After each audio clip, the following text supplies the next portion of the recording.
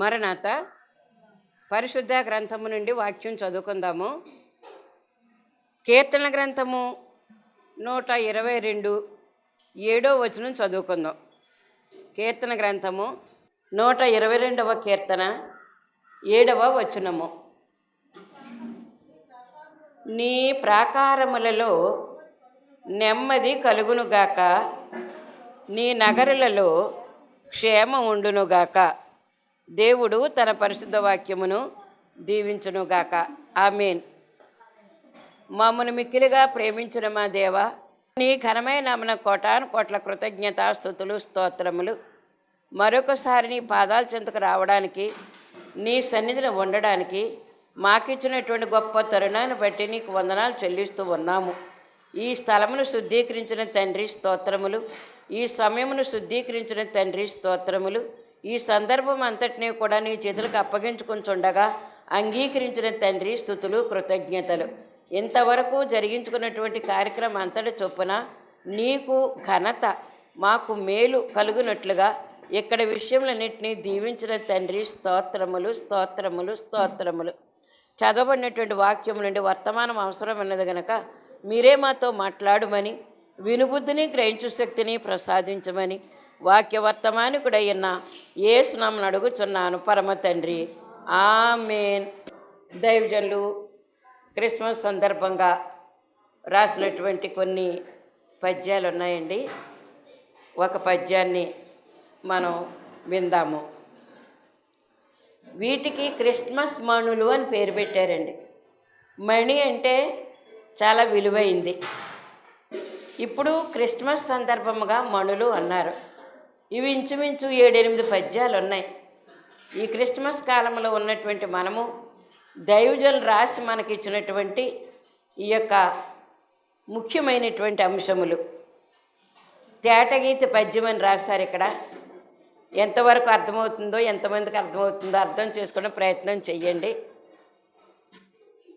ఎంత కాలంబు నుండియో ఎదురు చూచు చున్న భక్తుల బృందమును ధరింప, భూని మరియమ్మ గర్భాన పుట్టినావా, పాపులకు ముక్తి మార్గంబు చూపినావా. పద్యం అండి, రక్షణ పద్యం అండి. రక్షణ పద్యాల్లో క్రిస్మస్ మనులు అన్నారు. ఈ పుట్టుక నిమిత్తము యూదులైనటువంటి వారు ఎంత కాలము నుంచో ఎదురు చూస్తూ ఉన్నారు. ఎందుకు తెలుసా? వాగ్దానము చేయబడింది ప్రభు పుట్టడానికి ముందు 4000 సంవత్సరాల క్రితము. 4000 సంవత్సరాల క్రితము ఆది కాండములో 3వ అధ్యాయం 15వ వచనములో ఆదామములైనటువంటి వారికి ఇచ్చినటువంటి వాగ్దానము. ఆ వాగ్దానము నెరవేర్చడానికి మరి దేవుడు 4000 సంవత్సరాలు కనిపెట్టవలసి వచ్చింది. ఈ 4000 సంవత్సరాలు కూడా దేవుడు కనిపెట్టాడు, ప్రజలు కూడా కనిపెట్టారటండి. ఎందుకని?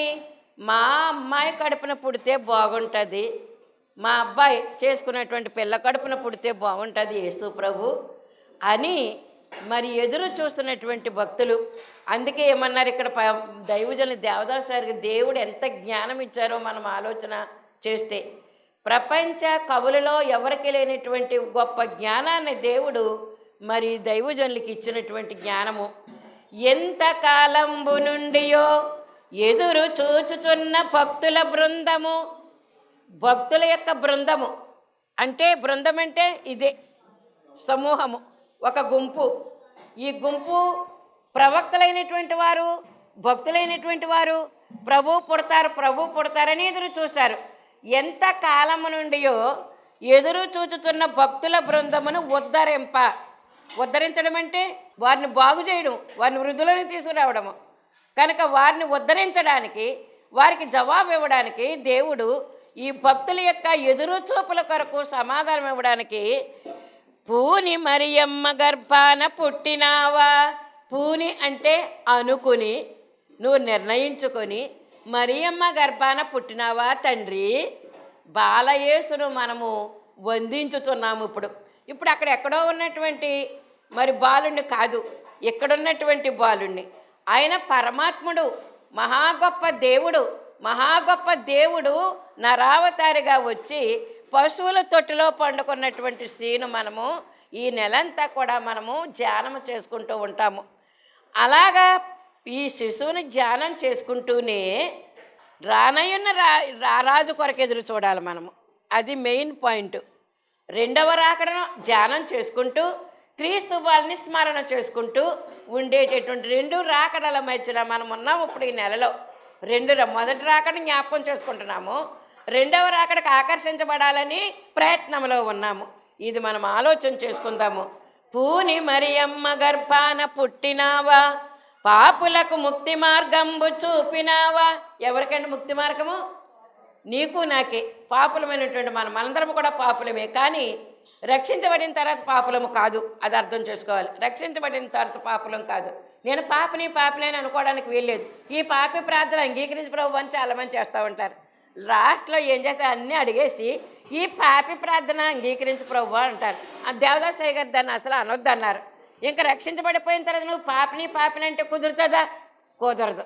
పాపివని నీకెవడు చెప్పెను, పావనుడావై ఉండగను. నువ్వెవరివి? రక్తంలో కడగబడ్డవాడివి, నువ్వు దేవుని చేత పంపబడిన వాడివి, నువ్వు దేవుని అంగీకరించిన వాడివి. కనుక ఇంకా పాపిని అనేటువంటి మాట నీ దగ్గర ఉండడానికి వీలు లేదు. అందుకే పడిపోయానని అంటేనండి సైతానికి ఏమవుతుందంటే సొంత దొరుకుతుందట. నీ నోటంటే కదా అన్నావు పడిపోయానని, నువ్వు పరిశుద్ధులు ఎలాగయ్యావు, ఆ దేవుని దగ్గరికి ఎలాగెళ్తావు నువ్వు అని అదే మనల్ని ప్రశ్నిస్తుంది అనమాట. అందుకే దాని జొట్టులోకి తీసుకుపోతుంది మనల్ని. అందుకే పాపిని ఈ పాపి ప్రార్థన ఆలకించని కూడా అనడానికి వీల్లేదు. ఇప్పుడైనా ఎవరైనా అన్నారేమో అంటే కనుక మీరే సవరించండి. చాలామంది అనేవారు, ఇప్పుడు అంటలేదండి, చాలా సవరించేసాం మేము. ఏంటంటే పాపి ప్రార్థన అనటానికి వీల్లేదు. ఈ దీన ప్రార్థన అంగీకరించు ప్రవ్వ అనొచ్చు, ఈ దీనురాలి ప్రార్థన అంగీకరించు ప్రవ్వ అని అనొచ్చు. మనం దీనులము కాబట్టి ఈ దీనురాలి చెప్పండి ఒకసారి ఏమనాలి? ఈ దీనురాలి ప్రార్థన అంగీకరించు ప్రవ్వ, నీ కుమార్తెగా నేను చేసినటువంటి ఈ ప్రార్థన అంగీకరించు ప్రవ్వ అని మనం అడగవలసినటువంటి వారమై ఉన్నాం. పాపులము కాము. మనం ఇంకా ఏమై ఉన్నాము? పరిశుద్ధులమై ఉన్నాం. యేసునామంలో కడగబడి ఉన్నాం కాబట్టి పరిశుద్ధులని పిలువబడినటువంటి వారముగా ఉన్నాము కనుక అది మనం జ్ఞాపకం చేసుకోవలసినటువంటి వారమై ఉన్నాం. అలాగే రెండో పద్యం ఏంటంటే, పేదలను హీనముగా చూడరాదటంచు. పేదలను చాలామంది ఏం చేస్తారండి? హీనంగానే చూస్తారండి. గొప్ప వారు వస్తే కనుక వారి పేటలు వేస్తాము, అందమైనటువంటి పేటలు, అందమైనటువంటి భోజనం, అందమైనటువంటి మర్యాదలు చేస్తామండి వారికి. ఎందుకని? వారు గొప్పవారు కనుక. బేదలైనటువంటి వారు సువార్త సేవ చేసేటువంటి వారు ఎంతోమంది ఉన్నారు, వారిని మనం పట్టించుకోమండి. అందుకే ఒక కథ 3వ క్లాస్ చదువుతున్నప్పుడు చెప్పినటువంటి కథ ఒకటి ఉందండి. వస్త్రమహిమ అన్నారండి. వస్త్రమహిమ అంట. ఏంటండి వస్త్రమహిమ అంటే తెలుసా? ఏమండి? వస్త్రాలను బట్టి, కట్టుకునేటువంటి వస్త్రాలను బట్టి. ఒక పేదవాడుగా మురికి బట్టలు వేసుకుని బాబు ఆహారం పెట్టండి అని అడిగితే లేదు పొమ్మన్నారు, తోసేశారు. ఎందుకంటే వాడు మురికివాడుగా ఉన్నాడు కాబట్టి, అడుక్కునేవాడు ఇక్కడికి రాకూడదు కాబట్టి, సంపన్నులైన వారే ధనవంతులైన వారే ఇక్కడ ఉండాలి కాబట్టి, వారి కోసమే గొప్ప విందు ఇక్కడ తయారు చేయించారు కాబట్టి. కనుక ఈ పేదవాడు ఏమయ్యాడు అనమాట అండి, అసహ్యుడైపోయాడు. తోసేశారట బయటికి. అప్పుడు ఎవడో ఒకడు అన్నాడట, ఒరే నువ్వు మురికి బట్టలతో వస్తే కనుక వాళ్ళు అంగీకరిస్తారా, నీ బట్టలు మార్చుకుని రారా అన్నాడట ఎవడో పాపం. అంటే ఏం చేశాడంటే అప్పటికప్పుడు మరి అదిగే తెచ్చుకున్నాడు. ఏం తెచ్చుకున్నాడో ఒక పూజారి వస్త్రముగా వేసుకున్నాడటండి. ఒక పూజారి వస్త్రంలాగా వేసుకుని ఇంతవరకు చేతులు లాల్చి సరాయిలు వేసుకుని మెళ్ళలో కండువా కప్పుకుని ఓ రుద్రాక్షణ మాలాడుతూ ఒకటి వేసుకుని అప్పుడు వచ్చాడట విందు లైన్లోకి వస్తే అప్పుడు అందరికీ కలిపి భోజనం పెట్టారు. అతను పొమ్మనలేదు. ఎందుకో తెలుసా? నీట్గా ఉన్నాడు కాబట్టి. వాడు మంచి బట్టలు వేసుకుని ఒక పూజారిలాగా మరి దేవుని దగ్గరికి వెళ్ళి మనిషిలా కనిపిస్తున్నాడు కాబట్టి లైన్లోకి రానిచ్చేశారు. అతన్ని లైన్లోకి రానిచ్చేస్తే వాడు అందరితో పాటు ఇతను కూడా భోజనాలు పెట్టారు. భోజనాలు పెడితే వాడు తినకుండా ఏం చేస్తాడంటే ఆ ముద్ద తీసుకుని అంగీకి, ముద్ద తీసుకుని పంచకి, ముద్ద తీసుకుని రుద్రాక్షరమాలకి, ఈ వస్త్రాలకి అన్నం పెడుతున్నాడు, కూర పెడుతున్నాడంట. అక్కడ ఉన్నటువంటి స్వీట్లు ఫ్రూట్లు తిను అన్నాడట. వాళ్ళందరూ వెర్రివాడువా నువ్వు, నోటితో తినాలి కానీ ఈ బట్టలకు పెడుతున్నావేంటి, నువ్వు తింటానుగా పెట్టావు ఇదంటే. అలా కాదు బాబు, ఇదిగో నేను ఇందాక ఏం చేశాను, భేదవాడుగా మురికి బట్టలతో వచ్చాను నేను, నన్ను గెంటేశారు, కొట్టేశారు, లైన్లో రావడానికి నీకు ఆరాధన పో అన్నారు. అప్పుడు నేను బుద్ధి కలిగి ఏం చేశానంటే ఈ వస్త్రాలు వేసుకుని వచ్చాను. అప్పుడు ఈ ఆహార పదార్థాలన్నీ నాకు పెట్టబడ్డాయి.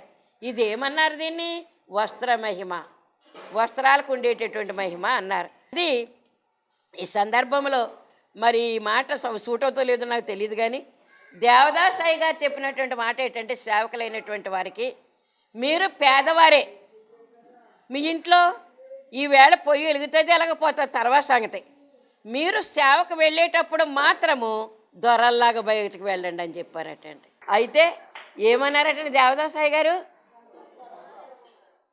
వస్త్రాలు శుభ్రంగా వేసుకోండి, దొరల్లాగంటే కోట్లు బూట్లు వేసుకోవాల్సిన పని లేదు, నీట్గా ఎలాగ ఉండాలి, నేను చూసేసరికి ఒక ధనవంతుల్లా కనపడాలి, దేవుని బిడ్డగా కనపడాలి, రారాజు బిడ్డగా కనపడాలి నువ్వు.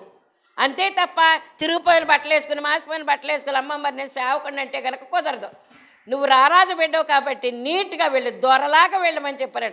మామూలు మాట కదండి, దొరలాగా వెళ్ళి బయటికి ఎక్కడికి, సువార్త చెప్పడానికి, సువార్త సేవ చేయడానికి. కనుక సేవకురాలు అయినటువంటి వారందరూ కూడా మనకు పర్వాలేదండి, మన సేవకులు అంటారు, నీట్గా వస్తారు, దొరసారమ్మల్లాగా వస్తారు, ఏం పర్వాలేదు, అది దేవుడు ఇచ్చినటువంటి అంతస్తు మనకి. కనుక నీట్గా బయలుదేరి వెళ్ళి వారికి చెప్పాల్సిన బోధ చెప్పిపోతున్నాను మీతో, చెప్పిరమ్మని నాతో చెప్పిపోతున్నా మీతో నేను చెప్పేసి వచ్చేయాలి. వాళ్ళు ఇచ్చే కానుకల కోసం ఆశించడానికి వీల్లేదు, వాళ్ళు ఇచ్చేటటువంటి పెట్టే పదార్థాల కోసం ఆశించవద్దు. కానీ దేవుడిని సిద్ధం చేసి ఉంచుతాడు.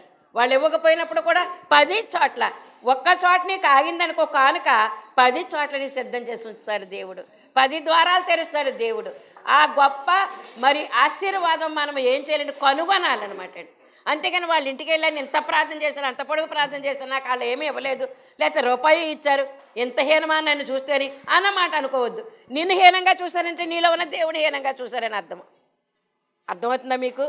నిన్ను ఎంత హీనంగా చూస్తే అంత హీనంగా దేవుణ్ణి చూస్తారని అర్థం. ఎందుకు దేవుని కాడి మోస్తున్నారు మీరు, దేవుని యొక్క వాక్యాన్ని చేత పట్టుకుని లోకంలోనికి వెళుతున్నారు మీరు. కనుక మీరు తక్కువవారు కాదు. అందుకే మనం కూడా ఏం చేయాలంటే నీట్గా నువ్వు ఉండాలి. ఎలాగ ఉండాలంటే నీట్గాను, ఆడంబరాలకు పోకూడదు. నేనమ్మా అనుకుని ఇంతంత దండలు వేసుకుని ఇంతంత హారాలు వేసుకుని సేవకురాలని అంటే కనుక అది ఒప్పదు. దీనురాలకు ఉండవలసినటువంటి లక్షణాలు ఉండాలి, దాసురాలకు ఉండవలసిన లక్షణాలు ఉండాలి. యేసుక్రీస్తు ప్రభువు నీ కొరకు నా కొరకు కూడా పేతురు మరి ఫిలిప్పీ పత్రికలు రాసింది ఏంటండి, నీ కొరకు నా కొరకు ఎలాగొచ్చాడు, దీనుడుగా వచ్చాడటండి, దీనుడై వచ్చాడనమాట అండి. కనుక దీనత్వం మనకు కావాలి. అందుకే ఒకప్పుడు నాకు చెప్పారు, నాకు ఏమైనా గర్వం ఉందేమో నాకు తెలీదు, చాలా సంవత్సరాల క్రితము దీనురాలనను అన్నారు నా తోటి ప్రభు. ఏమనమన్నారండి, దీనురాలు అని అనమన్నారు. కనుక దీనురాలని అందుకే స్తుతుల పుస్తకం మీద కూడా దీనురాలని ఎంచుకున్నాను నేను. ఎందుకంటే దేవుడు నాకు ఇచ్చినటువంటి పిలుపది, దీనురాలనే అను అన్నారు నన్ను. కనుక నాలో ఇంకేమన్నా ఉందేమో, అహమే ఏదైనా ఉందేమో, ఉండకూడదు ఏదైనా ఉందేమో. కనుక తెలియదు మనకి, మనలో ఏముంటుందో మనకు అది తెలియదు. కనుక ఇతరులు చెప్తే కొన్ని లక్షణాలు మనకు తెలుస్తాయి, దేవుడు చెప్పగా ఇంకా కొన్ని లక్షణాలు మనకి తెలుస్తాయి. కనుక దీనుడై ఈ లోకానికి వచ్చినట్టు క్రీస్తు ప్రభు వారి యొక్క బిడ్డలుగా మనం ఉండి ఆ ప్రభు యొక్క సువార్త చేతనం పట్టుకొని మరి జ్యోతుల వల్ల వెలుగుతూ ఉన్నాం. ఎక్కడున్నామంటే అండి, ఆకాశములో నక్షత్రాలు వెలుగుతున్నట్లుగా మనం వెలుగుతున్నాం. కాబట్టి ఆయనకున్నటువంటి లక్షణాలే మనము కూడా కలిగి ఉండాలి. అందుకే పేదలను హీనముగా చూడరాదటంచు. ఎలా చూడకూడదండి పేదలనండి? హీనముగా చూడటానికి వీల్లేదు. కనుక హీనముగా చూడరాదటంచు చిన్నతనము నుండి బోధ చేయనించి. ఏంటండి అయిన చిన్నతనం నుంచి కూడా అంటే ఏంటి, ఎవరు కుమారుడిగా పుట్టాడు? రాజకుమారుడిగా పుట్టాడా ఈ లోకాన యేసు ప్రభు? ఏమండి గొప్పవారింట పుట్టాడా? సామాన్య ప్రజలైనటువంటి ఆ మరియమ్మ యోసేపులు ఎవరు వడ్రం పని చేసుకునేటువంటి వారు, కూలి పని చేసుకునేటటువంటి వారు, ఒక వృత్తి కలిగి జీవించేటువంటి వారు. అదేంటో తెలుసా? చురుకుదనాన్ని సూచిస్తుందటండి. పని చేసుకునేటువంటి వారితోనే మాట్లాడదట దేవుడు, పడుకున్న వాళ్ళతో మాట్లాడటండి దేవుడు. దేవుడు మాట్లాడాలన్నా, దేవుడు పిలవాలన్నా, దేవుడు పని చెయ్యాలన్నా మనము వలలు బాగు చేసుకొని చుండగా వారి దగ్గరికి వెళ్ళి శిష్యులను పోగేసుకున్నాడు. అవునా కదా? వలలు బాగు చేసుకుంటూ ఉంటేనంటే వలలు బాగు చేసుకుంటూ ఉండేటండి వారి దగ్గరికి వెళ్ళారు. ప్రార్థన చేసుకుంటూ కనిపెడుతూ ఉన్నటువంటి మేడ గదిలోనికి పరిశుద్ధాత్మ తండ్రి వెళ్ళారు కనుక పనులు చేసుకునే వారితోటే దేవుడు మాట్లాడుతూ ఉంటాడని గమనించవలసినటువంటి వారమైన బద్దకించే వారి దగ్గరికి దేవుడు వెళ్ళడండి. చురుకైనటువంటి వారినే కోరుకుంటాడండి దేవుడు. ఇశ్రాయేలు స్త్రీలు కూడా ఎటువంటి వారు?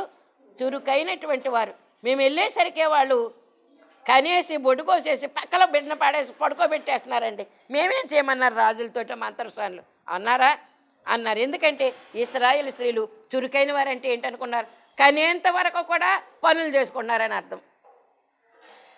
కనేంత వరకు కూడా పనులు చేసుకునేటువంటి వారని అర్థం.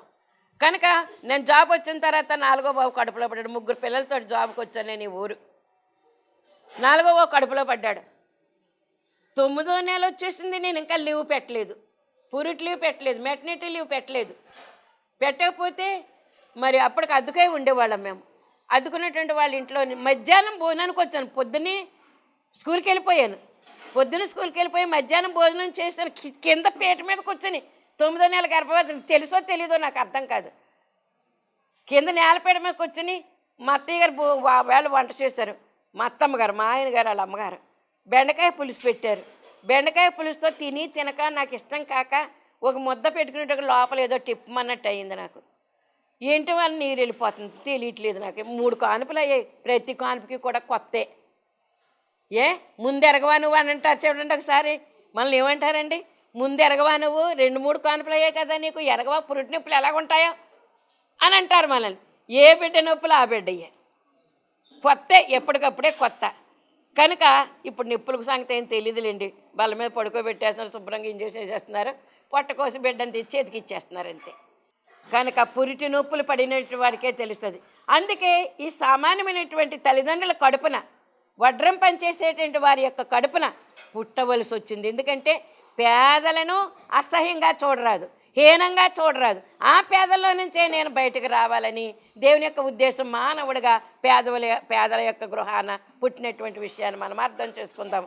అందుకేమన్నారంటే పేదలను హీనముగా చూడరాదటంచు చిన్నతనము నుండియే బోధ చేయనించి, చిన్నతనం నుంచి కూడా బోధ చెయ్యనించి అంటే చేయాలని అనుకుని, ఎంచి అంటే అనుకుని ధరను బాలించు గనుల సౌధముల వదలి, ఏంటండి ప్రపంచాన్ని ఏలేటటువంటి ఘనమైనటువంటి జనాలను వదిలి, వాళ్ళ యొక్క మేడలు వదిలి, వాళ్ళ యొక్క బిల్డింగులు వదిలి, అంతఃపురాలు వదిలి సామాన్య కుటుంబంలో పుట్టడానికి దేవుడు ఇష్టపడ్డాడటండి.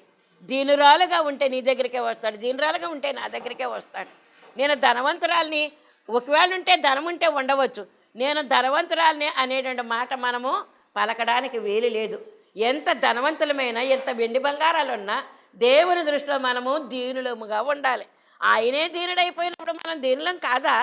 దీనుడైనటువంటి తండ్రికి మనము దీనులమై ఉన్నామని గుర్తించుకోవలసినటువంటి వారమై ఉన్నాం.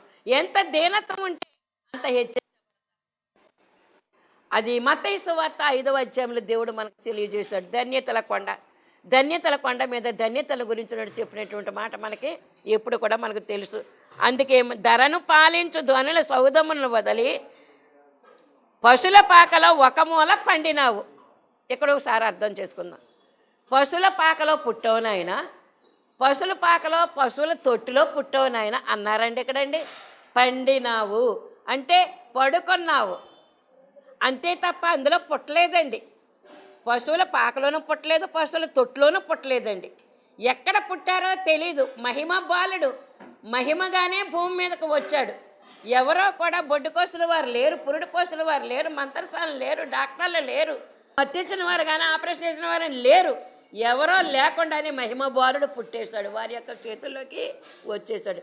సత్రంలో వారికి స్థలము లేనందున ఎక్కడికి వచ్చారండి? పశువుల శాల దొరికింది వారికి. ఎందుకంటే అడ్డు పెట్టేవాళ్ళు లేరు, చుట్టూ కూడా ఒక గుమ్మం అనేది లేదు. దూరెళ్ళిపోవచ్చు, ఎటు నుంచైనా కూడా దూరెళ్ళిపోవచ్చు పాకంటే. ఇప్పుడు ఈ శాల ఎలాగొంది చూడండి, దీనికి గుమ్మాలం ఇవే ఉండవండి. శాల అంటే అందరికీ ఆహ్వానమే, ఎవరు వచ్చినా పర్వాలేదు. కనుక ఇది ఆవరణము. ఎవరిలోకి ఎవరు వచ్చినా కూడా పర్వాలేదు. పరిశుద్ధ స్థలంలోకి యాజకులు రావాలి, అతి పరిశుద్ధ స్థలంలోకి ప్రధాన యాజకుడు వెళ్ళాలి అనేటువంటి మాట మనం అర్థం చేసుకోవాల్సినటువంటి వారమైన అందరికీ అందుబాటుగా సామాన్యములైనటువంటి కుటుంబంలో పుట్టాడా? అందరికీ అందుబాటుగా పశువుల పాకలో పరుండ పెట్టినాడా? పశువుల పాకలో పరుండ పెట్టబడినటువంటి దేవుని యొక్క ఈ చరిత్ర మనం చెప్పుకోవడానికి ఎంతైనా మరి వినోదముగా ఉండాలి. మనకి ఎలా ఉండాలండి? చరిత్ర వినడానికి ఎంతో సంతోషముగా ఉండాలి, మనకి ఎంతో ఆసక్తిగా ఉండాలి మనకి. అందుకే పశువుల పాకలో ఒక మూల పండినావు, పడుకోబెట్టారు అంతే తప్ప పుట్టలేదు. ఈ సత్యాన్ని చాలామందికి చెప్పండి మీరు.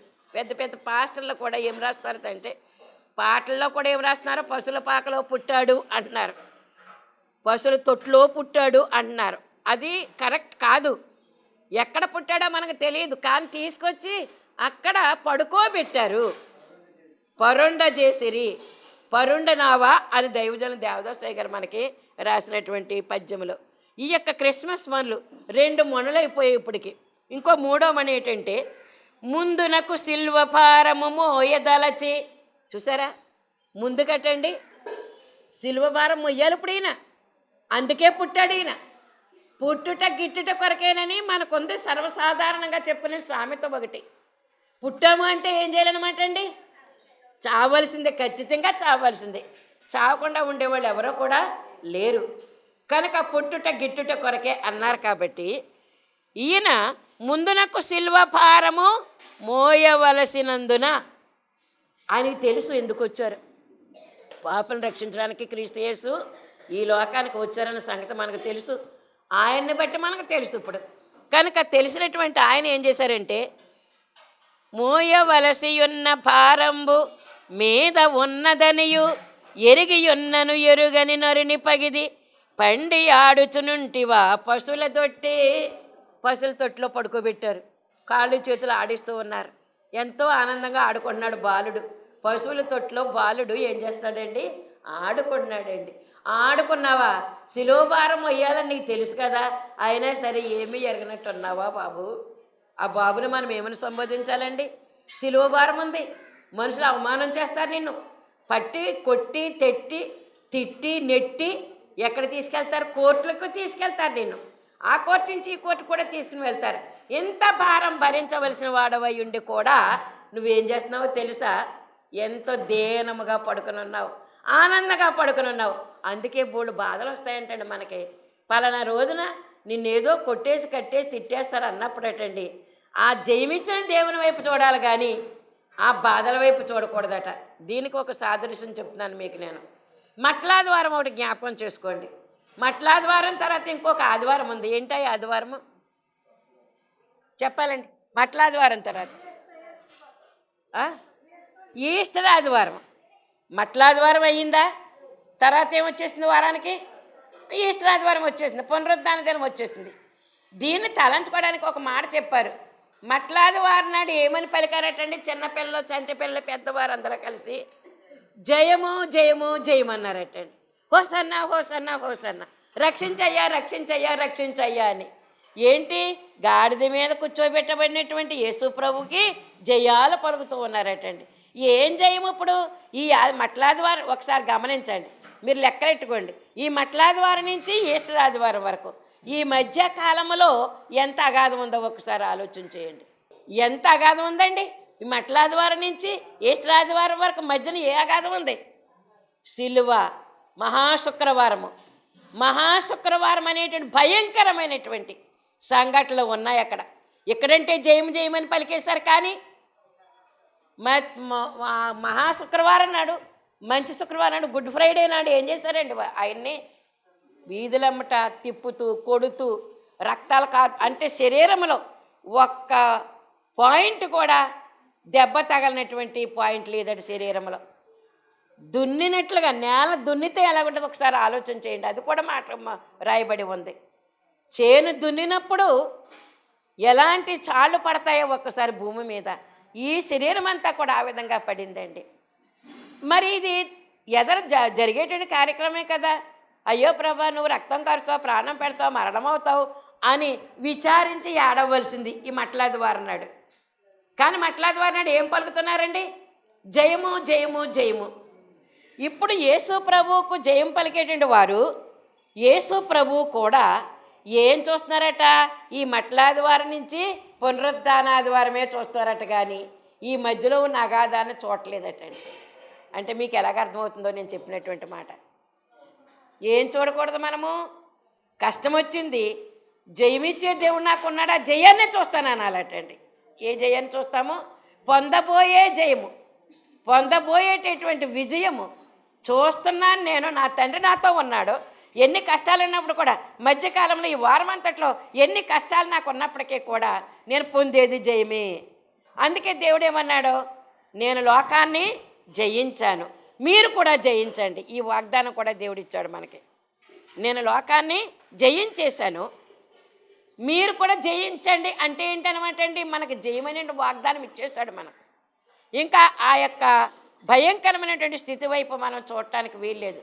స్తుతులు చేస్తూ యగాదాన్ని తప్పించి ఆ యొక్క ఈస్టర్ పండుగ, జయమిచ్చే పండుగను నేను చూస్తున్నాను ప్రభు, నా సమస్యల మీద జయము నేను దానికోసమే చూస్తున్నాను అనేటువంటి తలంపుతో మనం ఉండాలని. ఈ బాలుడు పడుకోబెట్టబడినటువంటి బాలుడు ఏం చేస్తున్నట్టండి? ఉంది ఆయన దృష్టిలో ఏంటి? మహా అగాధం ఒకటి ఉంది, మహాయజ్ఞం ఒకటి ఉంది. నేను పొందవలసినటువంటి శ్రమలు ఉన్నాయి, నేను పొందవలసిన గాయాలు ఉన్నాయి, నేను పొందవలసినటువంటి చివాట్లు అవమానాలు ఉన్నాయి. అయినప్పుడు కూడా వాటన్నిటి కూడా నేను మైండ్లో పెట్టుకోను. నేను ప్రభువా నీకు వందనములు, స్తుతులు, కృతజ్ఞతలు తండ్రి. మా మధ్యకు దిగివచ్చిన దేవుడవు, మా మధ్యలో పండుకున్న దేవుడవు, దేవాది దేవుడవు, పరమాత్ముడవు, పైనున్నవాడవే కానీ క్రిందనున్నవాడవు కావు. మేము పిలిచినప్పుడల్లా వచ్చే దేవుడవై ఉన్నావు, ఆదరించే దేవుడవై ఉన్నావు, మా కొరకు సమస్తం అర్పణ చేసినటువంటి దేవుడవు, సమర్పణైపోయి లోకానికి, యాగమైపోయి లోకానికి, యజ్ఞమైపోయి లోకానికి వచ్చిన దేవుడవు తండ్రి. నీకేమి ఇవ్వగలము? హృదయపూర్వకంగా స్తుతులు అర్పిస్తున్నాము. హృదయపూర్వకంగా చేసిన ప్రార్థన విజ్ఞాపనని పాదాల చెంతకు చేర్చుకొనమని, స్వీకరించుమని, జగద్రక్షకునిగా వచ్చినటువంటి నిన్ను మేము అర్థించుచున్నాము. అంగీకరించి యేసునామమున దీవులు అందించమని అడుగుచున్నాము పరమ తండ్రి. ఆమేన్. మరణాత.